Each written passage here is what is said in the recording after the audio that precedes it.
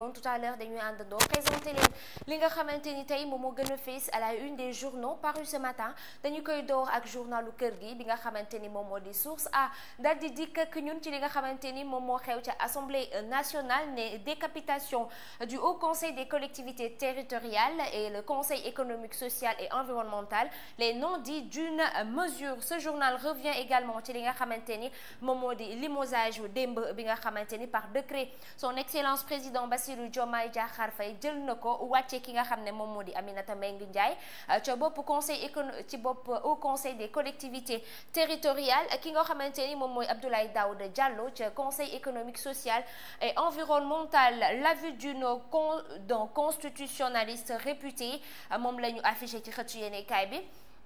mën a fàttali rek ne kenn koo xamante ni xam-xamam màcc na lool jëm ci yorinu réew mi ak doxalinu constitution bi la muy xamle moom moo di ni ki démb limogé nañu ñaari kilifa yi nga xamante ni ñoo nekkoon ca HCCT ak CSE la ñuy xamle moom moo di jamono ji nag tas nañu yooyu les mesures dissoudre nañ ko daanaka rek bu ñu ko mënee tuddee noonu te jaarale wuñu ko ca assemblée nationale. Ba tey bu ñu sukkandikoo ci ay kàddoom nee na nag lii président Bassirou Diomaye Diakhar Faye daal di def politique la maanaam ku ko xamul mënoo koo comprendre. Tey jii jaar na ca assemblée nationale ñu bañal ko mu jaar ci ay prérogatives am daal di tas yooyu les kër. Ba tey yéenekaay bi fësal kàddu ki nga xamante ni moom mooy constitutionnaliste boobu mu xam le ni décret yi nga xamante ni jël nañ ko nag mën nañu koo attaqué fii yëg ñaari weer. Toujours à la une de source A ñu fësal nataalub son excellence président Bassirou Diomaye Diakhar Faye son premier ministre Ousmane Sonko et l'ancien président Macky Sall yéenekaay dikk ak ñun daal di ne en plus de l'immolation par Bassirou Diomaye Diakhar Faye, Aminata Mbengue Ndiaye et d'Abdoulaye Daouda Diallo sur les perrons du HCCT et du CSE, Ousmane Sonko promet l'enfer aux présumés prédateurs des deniers publics. Triste fin de Macky Sall yéenekaay bi nee na mujjuk ñi nga xamante ni ñoom ñoo bokkoon ca Benno Bokk Yaakaar wala ñoo fare woon ak président Macky Sall rafetul de nee na seen mujj rafetul de ndax ki nga xamante ni moom mooy le premier ministre Ousmane Sonko nee na képp koo xamante ni rek sa loxo laale woon na ci alalu askan wi di nga ko fay ba mu mat sëkk daanaka rek ku guuxoon di nga gokki noonu dañu ko bindee ci xëtu yéenekaay yi leeral yi nag nekk ca page 5 bu quotidien bi. Toujours à la une de ce journal source A, l'équipe nationale sa priorité, ses conseils à Nicolas Jackson, sa grosse déception après un an seulement à Chelsea, qualification mondiale 2026, Kalidou Koulibaly un vrai leader jusqu'au lacet voilà. Donc noonu la ko Omar bindee tey ci xëtam bu njëkk dañuy ànd ak moom largement mu revenir dans les détails ana lan moo gën a fees tey à la une du journal source A. Oui, ñoo ngi lay nuyuwaat maman. Bon d'abord par rapport à Kalidou Koulibaly, c'est le deuxième jet de l'interview qu'il nous a accordé, donc il est revenu un peu sur ses frustrations ak la moo taxoon mu quitté Chelsea ak yooyu jàppoon ni bon il fallait mu dem feneen un peu pour rebondir parce que Kalidou Koulibaly xam nga ne ba mu nekkee Chelsea c'était un peu difficile la première année mu jugee woon Naples la nekkoon jugee Naples ñëw Chelsea après c'était un peu difficile parce que Chelsea année boobu c'était difficile quoi, donc il a aussi tenu à encourager ki nga xam ne moom mooy Nicolas Jackson doon joueur boo xam ne nii bon après moom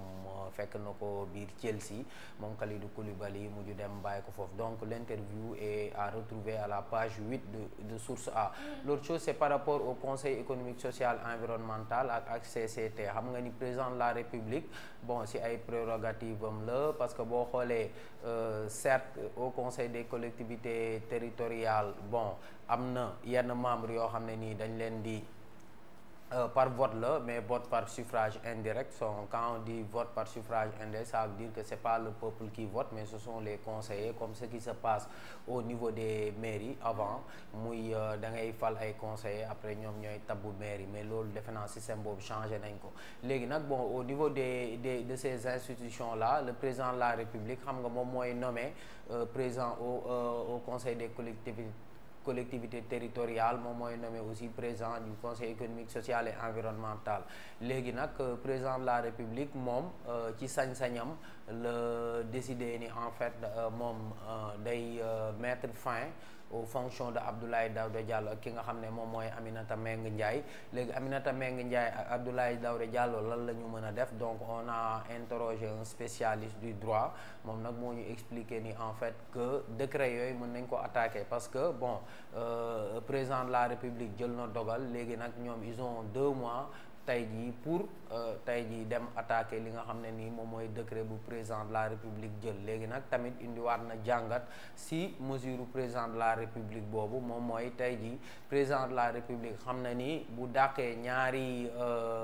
kii yooyu mooy Abdoulaye Daouda Diallo ak Aminata Mbengue Ndiaye day bloquer automatiquement institution yooyu parce que ñoom président yi ñoom ñooy engager les dépenses. donc c'est en droite ligne ak ce que disait Sonko hier nga xam ne ni da doon dalal personnel primature bi, ci la annoncé waale nii ne bon président de la République du yàgg dara dina teggi ki nga xam ne moom mooy Abdoulaye Daouda Diallo ak Aminata Mbengue Ndiaye ci fauteuil yoo xam ne ñoo ngi koy occupé. donc l'autre une c'est toujours en droite ligne avec la première une, mooy par rapport à la déclaration de Ousmane Sonko hier. gis ngeen dem déclaration bu Ousmane Sonko def, wax na ci par rapport ak reddition des comptes, maanaam ñi nga xam ne dénkoon nañ leen léegi ñu war a saytu ñoom ni leen dénk woon est-ce que jaar na ci yoon, est-ce que jaarewul ci yoon. Ousmane Sonko nag doon xam ne ni démb seen tekk tekkaaral bu ñu leen déggee, bu ñu yaakaar ni tekk tekkaaral boobu mooy jubluwuñu ci loolu, xam la ni traque bi dina commencer, waaye nag indi ci ay leeral ne traque bi dina concerner les gens de l'ancien régime, mais ñi nga xam ne sax ñoom ànd nañoo ak ñoom ku ci fóote tamit ñoom dinañ la topp. donc mu doon loo xam ne ni ay leeral la yoo xam ne ni Ousmane Sonko indi na ko. Ousmane Sonko tamit wax na ci li nga xam ne nii moom mooy motion de censure bi, xam le ni motion de censure du fi amee, ne député yi fii léegi 12 septembre ñoom du ñu nekk waaw dinañ tal leneen lu dul motion de censure. donc bon mu doon loo xam ne ni peut-être y'a aujourd'hui c'est le gatsa entre l'actuel régime ak ñi nga xam ne ñoom ñooy l'ancien régime. léegi nag bon on va voir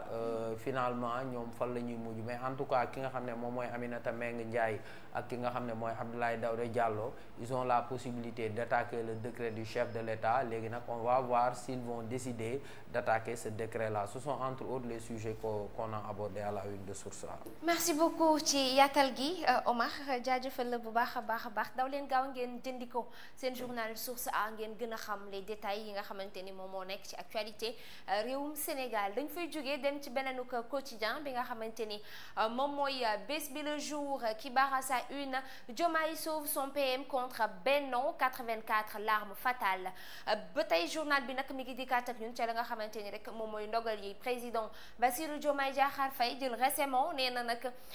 tey jii booy xool article 84 moo nekk arme bi nga xamante ni moom la président Bassirou Diomaye Faye jël ngir mën a sauver ki nga xam ne moom mooy son premier ministre Ousmane Sonko. Le président recourt à l'article 84 de la Constitution pour éteindre la motion de censure. Son ordre du jour est prioritaire devant celui des députés. Abdou Mbow a-t-il été perdu par son indiscrétion? Dernier point à l'ordre du jour, la DPG servie en appât. yéenekaay bi nag mu ngi dikkaat ak ñun ba tey di ñu fàttali que ni motion de censure bi nag président Bassirou Diomaye Faye da cee nar a teg tànk coñcoom wala tànkam comme on dit. waaye nag nee na Abdou Mbow est-ce que du làmmiñam moom moo ko wor, ndaxte tey jii bu fekkonte ni ànd nag tuuti sutura, maanaam xam bu baax a baax ana nan lay defee ay mbiram ci jeu politique bi wala ci li nga xamante ni tey jii moom mooy calcul politique, kon du ñu yegg si fii tey it ma ngay fàttali bu baax a baax ne déclaration de politique générale tey ca ponk ya ñuy waxtaanee ca la bokk foofee ci Assemblée nationale. Ce journal revient également sur les conséquences de la dissolution de l'Assemblée nationale, le budget qui vivote. Birahim Seck alors daal di samp ab laaj ci xëtu yéenekaay bi nee na ana lan moo doon njëriñu dissolution assemblée nationale, piège bi nga xamante ni moom moo nar a am foofee bu ñu naree reconduire budget bi. waaye 7 sages yi nga xam ñoom ñoo nekk ci conseil constitutionnel jamono ji nag ñoom la ñuy déglu ci budget bu atum 2023. Ismaïla Madior Fall dégainé l'article 52 pour gouverner par ordonnance. Plus de détails à la page 6 de ce quotidien. alors ñu jóge fa dem ci beneen quotidien Le Témoin qui titre en noir après le rejet du projet de loi de dissolution et la motion de censure Diomaye et Sonko sonnent la grande offensive. yéen kaay bi nag dikkaat na bu baax a baax ci diggante Ousmane Sonko ak le président Bassirou Diomaye Diakhar Faye nee na nag lëngoo nañu te ñu nga jëm ci li nga xamante ni rek moom mooy dal seen xel ngir ñu mën a sàmmonteeg jigéen ñu joxoon askanu Sénégal. président bu réewum Sénégal président Bassirou Diomaye Faye teg na tànkam ci li nga xam ne moom mooy motion de censure bi Benno Bokk Yaakaar dugaloon di ki démb ngir daaneel gouvernement bu Ousmane Sonko yamu ca nag dafa daal di convoqué benn session extraordinaire ci bésub tey à 10h ca pencum ndawi réew ma Aminata Mbengue Ndiaye et Abdoulaye Daouda Diallo limogé dàkk nañu leen foofee ca boppu HCCT ak CESE. alors Sonko nag annoncé na li nga xamante ni moom mooy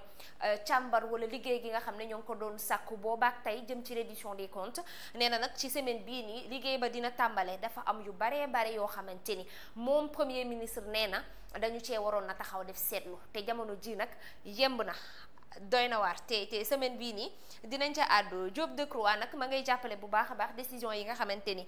président jël na ko ak son premier ministre Omar. mu mel ni jamono ji langue politique gi nag ci guerre la ñu nekk noonu lañ ko mën a tuddee entre exécutif bi ak législatif bi naka nga jàngatee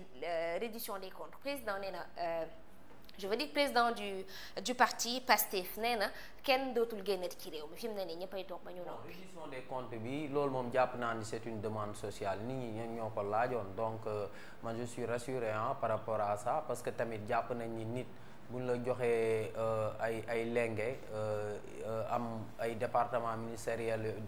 ministériel boo xam ne nii dénk nañ la ko wala ñu jox la benn direction jàpp naa ni c'est très normal tey jii nga ñu amal li ñuy naan reddition des comptes d'autant plus que tey jii Sénégal on a la chance quand même am ay organes de contrôle am nañ inspection générale des finances am nañ inspection générale d'État am nañ Cour des comptes donc te yooyu yëpp ay organes de contrôle la yoo xam ne nii tey day tax tey jii nit buñ la dénkee ñu xam xaalisu réew mi fan nga ko dugal ak tamit est-ce que fi nga ko dugal fan nga ko waroon dugal est-ce que xaalisu réew mi utiliser wu ko pour ay guerre wala kenn geru la ci ainsi de suite léegi nag man je suis rassuré parce que ñoom Ousmane Sonko ak Bassirou Diomaye Faye ñoom xam nañ ni en fait nit ñi dañ leen di xaar ci loolu léegi nag nit ñi lu ñuy bañ moom mooy 2 poids 2 mesures wala maanaam kumba am ndey ak kumba amul ndey léegi nag moom rassuré na population yi tamit ci côté boobu mooy tey jii moo ngi xam le ni en tout cas ñi nga xam ne nii ñoom sax dañoo bokk ci nouveau régime bi ñoom tamit ku ci fóote rek ñoom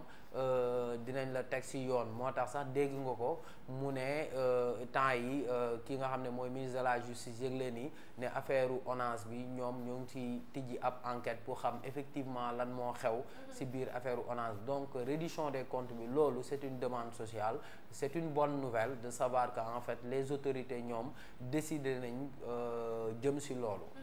mu ngoog en tout cas doy na solo doy na waar ëpp na tool comme on dit mais dinañ ko yaatal bu baax a baax ak suñu invité du jour ak Omar Ndiaye ci plateau Sen Dose tout à l'heure lay doon benn ñu àndandoo dem seeti beneen nuk yéenekaay bi nga xamante ni moom moo di Vox Populi moom it mi ngi di kaat ba tey daal di ne entre annonce du PM et décret du président. Diomaye Sonko fait échec à Benno Bokk Yaakaar. Comment le chef de l'État a court-circuité la motion de censure de Benno Bokk Yaakaar yéenekaay bi nag dikkaat nag ñu nee na président dafa exécuter maanaam président dafa réagir waaye Ousmane Sonko moo def annonce ba maanaam moo jiitu defar terrain bi ba mu yemb wax li nar a xew président daal di ñëw réagir nee na nag bu baax a baax ana yan yoon la état bu Sénégal nar a jël bu baax a baax ngir teg tànk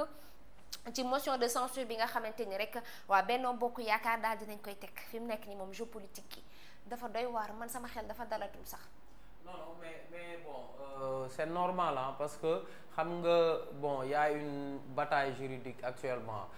ñi nga xam ne nii ñoom ñooy waa Benno Bokk Yaakaar déposé woon nañ motion de censure par le biais de Abdou Mbow motion de censure pour daaneel gouvernement bi léegi gouvernement bi tamit ñoom utiliser ay prérogatives yi nga xam ne constitution may na leen ko mooy président de la république dañ ne député bu fekkee ni motion de censure la bëgg wala dafa bëgg session extraordinaire da koy demander maanaam da koy laajte mais président de la république bu fekkee ni dafa bëgg session extraordinaire da koy convoquer maanaam c'est un droit constitutionnel léegi nag te nee nañ article 84 de la constitution dafa ne président de la république moom moo am priorité. kon tey jii fekkoon na ñu tijji motion de censure mu ñu tijji benn session extraordinaire boo xam ne député Benno Bokk Yaakaar ñoom ñoo ko tijji woon muy deuxième session extraordinaire président de la république moom convoqué session extraordinaire donc ça veut dire que session extraordinaire bu président de la république convoqué moom mooy supérieur bu bële kon bee dañ koy tegee na le en attendant session extraordinaire bu président de la république ñu vidé ko ba pare léegi session extraordinaire bi am na ay points yu bëri wax nañ ci loi de règlement wax nañ ci yeneen loi wax nañ ci tamit DPG déclaration de politique générale léegi reste à savoir est-ce que effectivement Ousmane Sonko dina ñëw au niveau de l'Assemblée nationale pour def déclaration de politique générale ndax dañu ne bu fekkee ni dafa am ay points yoo xam dañ ko inscrire ci benn session extraordinaire balaa session bi di tëj point yooyu yëpp dañ ko war a vider mais le problème mooy tey ji bu fekkee ni déclaration de politique générale la te comme par exemple tey le 5 tey la ñuy convoquer conférence des présidents session déclaration de politique générale bi 8 jours ci kanam la mën a am te fii léegi 8 jours day tomber ak le 13 c'est le 13 ñu dissoudre assemblée. waaw le 12 ñu dissoudre assemblée donc est-ce que c'est pas un bluff est-ce que effectivement Ousmane Sonko il a l'intention de faire sa déclaration de politique générale en tout cas c'est une bataille juridique boo xam ne nii dafa am entre ñi nga xam ne ni ñoom ñoo ŋànk réew mi ak waa kujje gi léegi nag ñu xool waa fu muy mujj. en tout cas réew mi comme lido comme ni ñu ko doon waxee comme lido de ku tourné ñu jàpp la ku tourné rek ñu ne la ragaj bu dee dam yow la dañ lay fàtt nga daal di jàll na le mu nga comme on dit yéen a kaay dikk ak naan ñun bu baax a baax ci li nga xamante ni moom moo di limogeage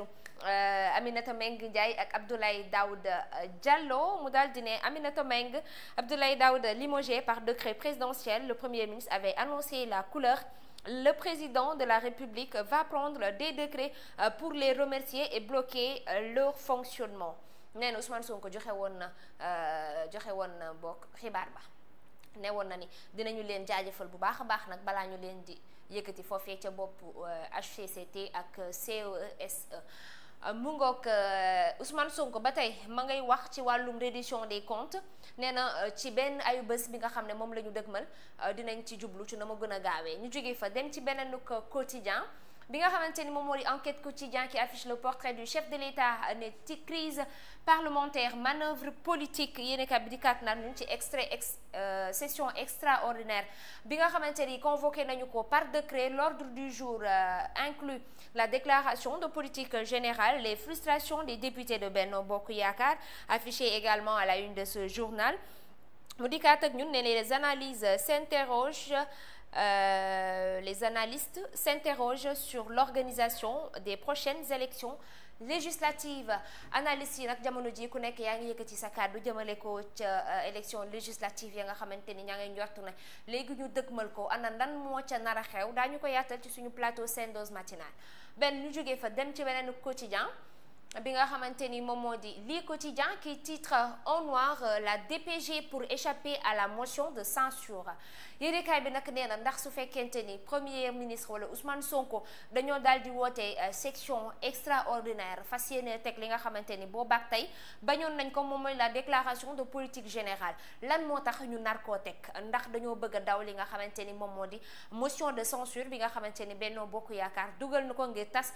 gouvernement bu Ousmane Sonko yéenekaay bi ne Diomaye nag convoqué na député yi ni ki tey déclaration de politique générale tey jii ordre du jour la faaw ñu waxtaanee ko nag askan bi bëgg nañoo xam ana fan lañ ci toll les présidents aussi daal dinañ leen di limogé di Abdoulaye Daouda Diallo ak Aminata Mbengue Ndiaye alors ñu jógee fa dem ci beneen quotidien l'info quotidien ba tey mi ngi titré en noir reddition des comptes dissolution de l'Assemblée Sonko installe la guillotine yéenekaay bi dikk ak naan ñun ba tey ci Ousmane Sonko bi nga xamante ni ma ngay xamle ni képp koo xamante ni rek dañ laa dégg kon alalu askan wi ñu njorti ne luubal nga ci te nag teg na tànkam ndax nee na am nañu ay preuve yu leer nañ yoo xamante ni am nañu ñu épinglé te fi mu nekk nii dootuñu génn réew mi Ousmane Sonko ba tey ci ay kàddoom nee na ñett ci ñoom nag jot nañoo rëcc génn nañ réew mi bu ñu leen di localiser mën nañ leen a gis Dubaï ak beneen réew boo xamante ni waxaat na ko ci xëtu yéenekaay bi waaye nee na daañu leen fa jëlee daañu leen xëcc indi leen ci réew mi te kenn dootul génn tànk lépp leerul ñu jóge fa dem ci beneen quotidien le journal du groupe Walfadjri qui barre sa une motion de censure jeu de ruse Diomaye sauve Sonko nee na président Diomaye nag dafay sauver Ousmane Sonko ci motion de censure bi loolu tam daañu ci wax nee na yeneen i possibilité am na ca analyse yi nga xamante ni def nañ ko jëm ci limogeage yu Aminata Mbengue Ndiaye ak Abdoulaye Daouda Diallo nee na ñu seeyal nañu ñaari kër yooyu te boolewuñ ci ay wax ñu jóge fa alors dem ci yeneen quotidien bi di Tribune le journal du groupe des médias qui barre sa une bras de fer entre l'Assemblée nationale et l'exécutif la crise artificielle fait oublier les urgences mu mel ni nag jamono ji xel yépp dafa jëm ci wàllum politique loo xamante ni daanaka rek war nañ ko mën a waxtaanee ca seen biir ba trouver ca ay solution mais waxtu wi nag li nga xamante ni moo ëpp priorité ci réew mi mën nañ caa lim mbënd mi mën nañ caa lim chômage bi mën nañ caa lim yeneen ak yeneen ak yeneen yoo xamante ni mi ngi ci réew mi nee na nañu wax ci loolu nañu ci jublu njiital gëm sa bopp Bougane Gueye Dany tamit samp na ab laaj de waaw samp na ab laaj ci xëtu yéenekaay bi nee na kii de Sonko ou Macky Sall a trahi les termes du protocole nee na protocole ba nga xamante ni moom jàpp nañu ne premier ministre Ousmane Sonko da ko sekkoon ak président Macky Sall kan moo ko nar a trahir ci diggante Sonko ak Macky Sall loolee nag ab laaj la boo xamante ni njiital gëm sa bopp moo ko daal di samp ba tey nag ci xëtu yéenekaay bi ci seen kàdduk Thierno Bocoum la mu xamle mooy pourquoi n'ont-ils pas attendu le 12 septembre pour dissoudre l'Assemblée nationale et nous épargner tout ce jeu qui prend en otage notre pays nee na lan moo tax xaaruñu le 12 septembre pour mën a dissoudre Assemblée nationale jamono ji nga xamante ne ñu ngi ñuy yóbbu ci jeu politique boo xamante ni daanaka rek amul njëriñ alors ñu jógee fa dem ci beneen quotidien Les Échos ba tey mi ngi dikkaat ak ñun ba tey ci langue politique gi journal yëpp dañoo xëy tey def focus Assemblée nationale nee na Diomaye coupe l'herbe sous le pied des députés de Benno Bokk Yaakaar il annonce une DPG puis met en veilleuse le HCCT et le COSE nee na nag jamono ji ki nga xamante ni moom mooy président Bassirou Diomaye Faye dafay gor tànki Benno Bokk Yaakaar rawatina seen ay député Ousmane Sonko nee na motion de censure du am tey du am ëllëg ndax bu le 12 septembre jotee ñoom dinañu tal leneen lu dul addu jëmale ci nañu tas gouvernement maanaam daal ay menaces lañu ko mën a tuddee tamit bii nañu dem ci beneen quotidien bi nga xam ne moom moo di le point actu moom tamit mi ngi fësal nataalu président Bassirou Diomaye Faye le point actu di kat des motions de la motion de censure noonu la ko bindee tamit motion de la motion de censure peut-être jeu de mots la Diomaye dribble et la menace de Benno Bokk Yaakaar nee na nag président Diomaye ma ngay foo ak motion de censure bi nga xamante ni waa Benno Bokk Yaakaar ñoo ko daal di def nee na président dafa réagir képp waaye Sonko moo annoncé maanaam moo joxe xibaar ya voilà nee na après la menace de Benno Bokk Yaakaar de déposer une motion de censure le président convoque une session extraordinaire organisation des législatives en décembre le budget 2025 voté en janvier prochain budget bu 2025 daañu ko voté ci atum ci weeru janvier je pense bi ñu dëgmal atum 2025 voilà ba tey yéenekaay bi di kat ak ñun bu yàggul dara daal dinañuy bloqué Lat Diop ca aéroport nee nañu nag xam nañu lan moo tax ñu bloqué ko ñoo ko wax nag du samay kàddu ñu jóge fa dem ci beneen quotidien bi nga xamante ni moom moo di Direct News moom nag di kat nag ñun ci li nga xamante ni moom mooy Assemblée nationale session bi nga xam ne convoqué nañu nee na le dilatoire risque de l'emporter sur les principes républicains dans le décret transmis à Amadou Mame Diop le chef de l'État a énuméré 4 points qui devraient être débattus lors de l'édite session maanaam ñetti ponk yoo xamante ni war nañ kaa waxtaanee tey dolli ci la déclaration de politique générale foofee ca Assemblée nationale yéenekaay bi nag nee na ndax président Diomaye dafay éviter li nga xamante ni rek moom moo di motion de censure jëmale ci son premier ministre Ousmane Sonko ñu jógee fa dem ci beneen quotidien bi nga xamante ni moom mooy l'Observateur le journal du groupe Futur Média qui barre à sa une jeu au sommet de l'État yéenekaay bi di kat nag ñun naa dine la surprise du président Diomaye pour sauver son premier ministre Diomaye dafa mel ni daa bëgg a sauver Sonko de noonu la ko l'observateur bindee ci xatam bu njëkk waaye nag lu mu ci mën ci doon réew mi fi mu ne nii faaw ñu waxtaanee ko defaraat ko ndax askan wi dañoo bëgg ñu liggéey ñi ñu fi teg tamit dañ leen a yónni yàkkam ci leen. Assemblée nationale a encore des cartes à jouer nee na nag ba tey Assemblée nationale ñàkkagul am na yeneen i pexe yu mu mën a jaar ba tey yéeni kaay bi di kaat ak ñun nee nañ da ngay accélérer li nga xam ne moom moo di la déclaration de politique générale su fekkee mën na nekk fii léegi le 11 loolee nag mooy laaj bi gën a fës ñu jógee fa dem ci beneen quotidien bii di Sud Quotidien mu ne différents Benno Pouvoir l'escalade yéenekaay bi dikkaat ak ñun ci diggante Abdou Mbow ak premier ministre fi mu nekk nii nag dafa mel ni gat sa gaa ngi soog a yegsi ci seen diggante plus de détails à la page 3 de Sud Quotidien ñu jógee fa dem ci beneen quotidien bi nga xamante ni rek moom la ñuy jeexale donc source a la ñuy dikkaate lii moo gënoon a fes donc ci di gën a fes ci ëttu yéenekaay yi on se donne rendez-vous dans un instant wéyal seen émission seen dose matinale ak suñu invité caporal Fall mi nga xamante ni moo nekkoon ci mouvement wala coalition gëm sa bopp tey jii mu rejoindre li nga xamante ni moom moo di